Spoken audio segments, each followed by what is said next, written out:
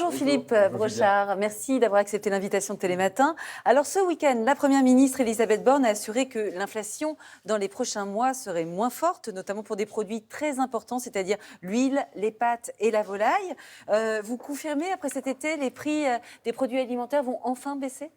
Oui, et c'est une bonne nouvelle. C'est une bonne nouvelle notamment au regard de ce que les consommateurs vivent depuis maintenant quelques mois, qui fait poser une situation qui est très difficile, hein, il faut la reconnaître, sur la capacité à se nourrir correctement.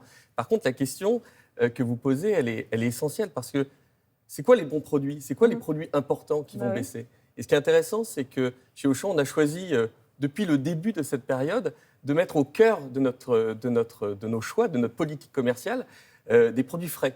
Alors pour vous, c'est quoi les produits importants ? Parce que pour Elisabeth Borne, elle dit que c'est donc la volaille, l'huile, les pâtes. Pour vous, c'est quoi ? Alors pour nous, c'est tous les produits qui font du bien. C'est les produits qui soutiennent nos enjeux de souveraineté alimentaire, nos enjeux de pérennité du monde agricole et surtout de santé alimentaire. Et donc c'est du poisson frais. D'accord. C'est du poisson frais chez nous, tous les jours, une marée à moins de 5 € le kilo. D'accord, et ça a déjà commencé, hein ? Ça a déjà commencé depuis plusieurs mois et aujourd'hui on a décidé d'accélérer. Et donc aujourd'hui on accélère avec tout l'été une campagne qui va promouvoir l'origine France, notamment en produits frais et en produits bruts. Mais ça, c'est pour les poissons. Ça, c'est pour les... Mais il n'y aurait que le poisson chez Auchan qui va être moins cher ? Bien sûr que non, c'est un exemple. C'est juste que Auchan a la chance d'être la première poissonnerie de France depuis le travail qu'on fait. Mais c'est aussi 100% de notre viande de bœuf, notre viande de porc, notre viande de volaille qui est française. Alors, vous parlez tout à l'heure, on parlait des changements des consommateurs. Vous les avez observés, j'imagine, ces comportements. Le caddie a changé. Qu'est-ce qui a changé ? Qu'est-ce qu'on n'achète plus ? Qu'est-ce qu'on a sacrifié, nous, les Français ? Alors, on a constaté une évolution qui est très négative dans l'évolution de la consommation des produits que je qualifierais bons pour la santé et bons pour la planète. Donc, c'est une baisse des volumes de consommation de fruits et légumes, de viande, de poissons.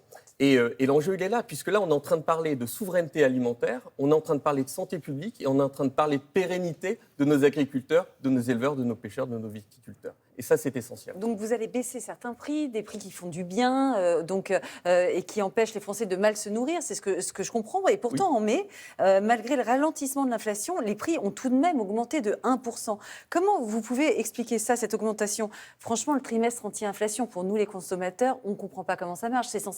On est censé payer moins cher, mais à la caisse, on paye plus cher. Alors, il y a deux choses. Tout d'abord, il y a les convictions d'Auchan, que sont que les produits bons, sains et locaux ne doivent pas servir à financer ce qu'il est un peu moins pour la santé, pour la planète. Ça, c'est une chose. Et ensuite, concernant la légère inflation qui a pu être constatée pendant le trimestre anti-inflation, c'est juste que dans un produit, vous avez une matière première agricole qui, elle, est sujet à des évolutions de cours. Et la juste rémunération du monde agricole, elle est protégée. Dans notre contexte. Mais ça, nous, en tant que consommateurs, on a envie de protéger le monde agricole, mais on se pose quand même la question, qui prend l'argent ? Excusez-moi, c'est les industriels, c'est vous, c'est les agriculteurs qui s'enrichissent en moment de crise, au moment du passage en caisse. Alors, ce qui est certain, c'est que le grand épicier que je suis serre ses marges. Vous faites moins de marge. Ça, c'est une réalité. Exactement. Pourquoi ? Parce qu'en fait, on a la chance de faire un métier qui est exceptionnel, qui est de nourrir la population. Et donc, à un moment, c'est une responsabilité qui nous engage. Donc, c'est un choix. Donc, c'est pas vous qui prenez l'argent ? Non, c'est pas moi qui prends l'argent. Qui prend l'argent ? Vous savez, je n'ai pas envie d'opposer les industriels et les distributeurs. Moi, j'ai envie de rassembler tout le monde autour d'un projet. Et vous l'avez compris dans mes propos, il y a quelque chose d'assez militant. J'ai envie de rassembler tout le monde autour d'un projet qui est celui de la souveraineté alimentaire et de la préservation du monde agricole. Donc, on sera tous très fiers cet été de dire qu'on a une France magnifique. Et tout ça, c'est parce qu'on a des éleveurs, des agriculteurs qui sont les acteurs de notre patrimoine français. Et qu'il faut préserver, on est tous d'accord pour le dire, mais il y a bien quelqu'un à un moment donné qui va devoir aussi baisser ses marges. Alors vous le faites, est-ce que les industriels font ça ? Est-ce qu'ils jouent le jeu ? Parce que Bruno Le Maire n'a pas l'air de penser qu'il le fasse. Il dit carrément qu'il joue la montre. Est-ce que vous trouvez que Alors ça, c'est une vrai ? question qui est centrale. C'est vrai que quand il s'agit de passer des hausses, les industriels sont venus nous voir et on a tous pris l'ascenseur. Aujourd'hui, que l'enjeu, c'est de placer des baisses, évidemment, tout le monde essaie de prendre l'escalier.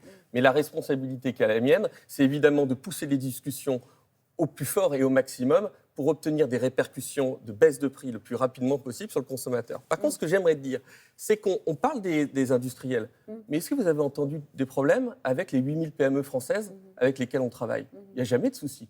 Donc, il ne faut pas opposer tous les acteurs du monde de l'alimentaire, puisqu'en fait, vous avez, en tout cas en ce qui concerne mon entreprise, 8000 PME françaises qui jouent le jeu. Et c'est pour ça qu'aujourd'hui, on Donc, lance une campagne pour promouvoir le vous ne Made vous in sentez France. pas concerné par ces industriels qui feraient des marges énormes et qui ne joueraient pas le jeu de la crise?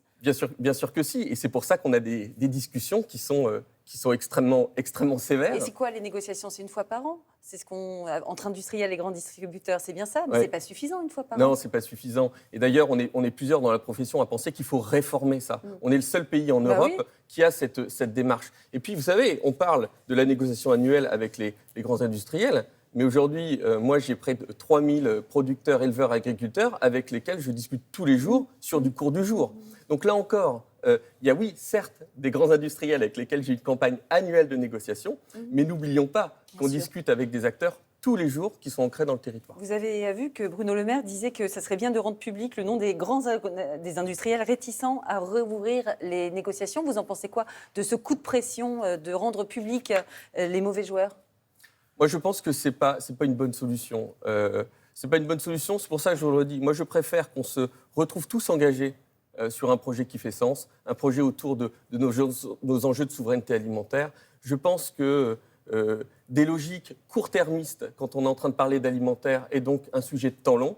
Je pense que c'est un débat du passé. Bon, un dernier mot pour assurer les consommateurs que nous sommes. Les prix vont vraiment baisser tout de suite, là, maintenant? On peut aller chez vous et faire de bonnes affaires? Oui, alors ce que je vais vous dire chez Auchan, c'est qu'on va continuer à œuvrer, on va continuer à serrer des marges pour que le consommateur puisse acheter ce qu'il veut et pas seulement ce qu'il peut. Et puis on va continuer à investir très fortement dans des produits qui font du bien, pour ceux qui les produisent, pour ceux qui les vendent et pour ceux qui les consomment. Eh bien, c'est clair. Merci beaucoup Philippe Brochard d'avoir accepté l'invitation de Télématin.